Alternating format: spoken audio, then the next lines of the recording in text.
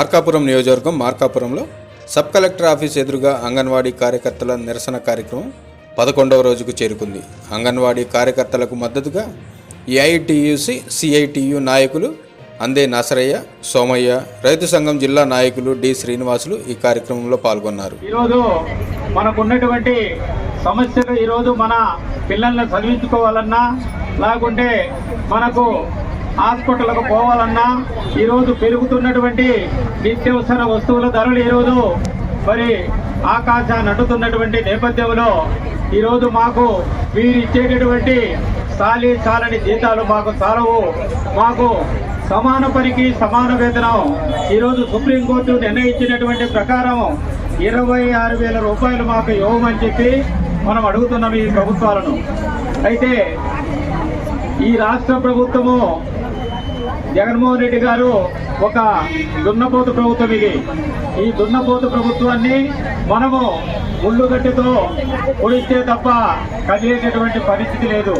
గత 11 రోజుల నుండి మనము వివిధ రూపాలలో నిరసనలు చేస్తా ఉంటే ఇక్కడ ఈ ప్రభుత్వానికి చీమ కుట్టినట్టు కూడా మరి అగుపించడంలా, చేసుకుంటే వాళ్ళే చేసుకుంటారులే అనే ఒక ఆలోచనతో ఈ ప్రభుత్వం ఉంది.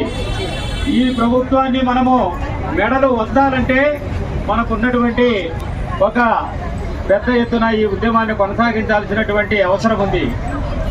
ఈ విధంగా కేంద్రంలో ఉన్నటువంటి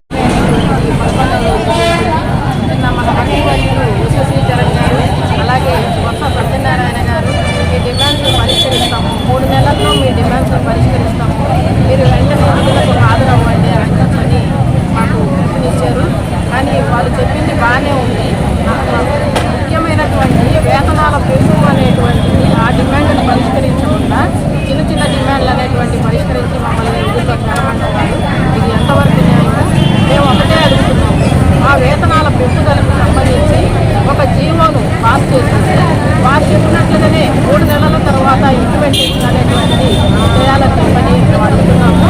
అట్లా కనుక చేసినట్లయితే మేము వెంటనే విధులకు హాజరవుతామని చెప్పని